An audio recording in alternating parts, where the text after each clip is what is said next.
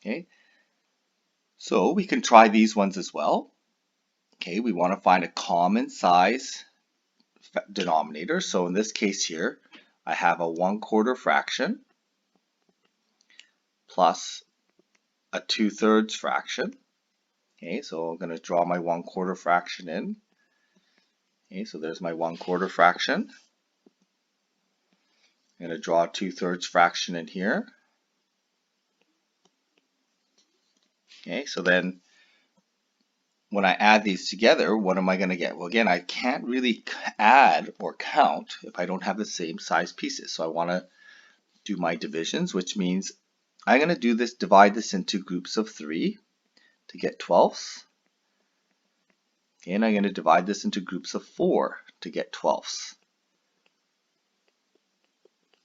Okay, so algebraically it shows up like this. I'm going to do groups of 3 here and here. Again, that gives me a common denominator, but it's an equivalent fraction. Here I'm going to do groups of 4, so I'm going to times by 4 and times by 4. So now I can re-express this as 3/12, which is same as 1/4. I'm going to express this as 8/12, which is same as 2/3. Okay, I'm just going to make sure that that looks a little bit more accurate there. Okay, and when I add these together, then I'm going to end up with 11/12. Okay, so when I do this, it's going to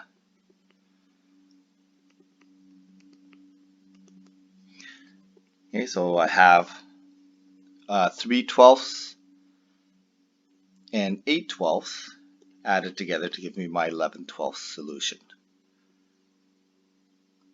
Okay, so there it is, my 11/12 solution. So again, we're going to do the same thing here. We have circles this time. Okay, we have 2/3. Okay, 2/3 and 1/6. I'm just going to shade in my 2/3 here. Okay, I'm going to shade in my 1/6 here.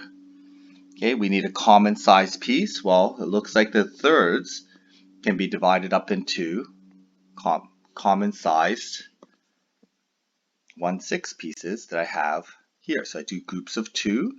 So that means I have 2/3 times 2 times 2 on the top and bottom. Okay, and that 2/3 now becomes 4/6. Plus the 1/6 doesn't change.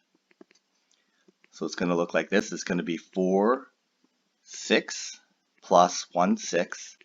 And that's going to give me 5 out of 6 pieces. Okay, and we can see that 4 of those are from the yellow and 1 of those is from the blue. Okay, so there it is. Okay, so this one here, we're going to do this without we're not going to draw this one. The common denominator actually is going to be really big in this case, so it's going to be hard to draw, but the process is still the same. What is the common denominator? Okay, so I can use 140, I can just times by 10 times by 14, but we want to try to get the lowest common denominator. So in this case, the lowest common denominator is going to be 70. So I need a times by 5 to get the 70. I need a times by 5 to keep it balanced.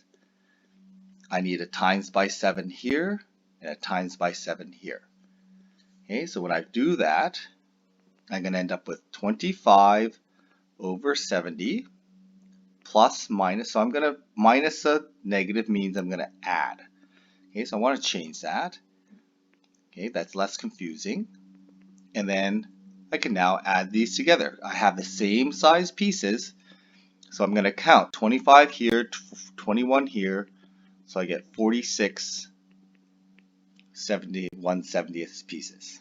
Okay, so in your own words, okay, you should try to pause this and do this in your own words, but how can we find a common denominator? How do we make a common denominator, and why do we need one? So I'll give you the answer, but I want you to pause it and try to think for yourself, how would you put this into your own words?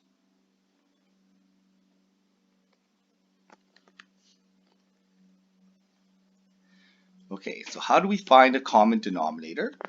We need to find common multiples. Okay, we need to use common multiples.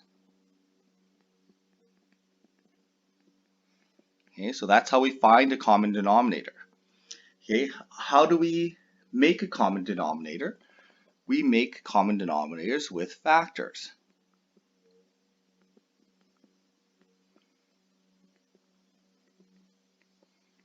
Okay, so we make common denominators with factors.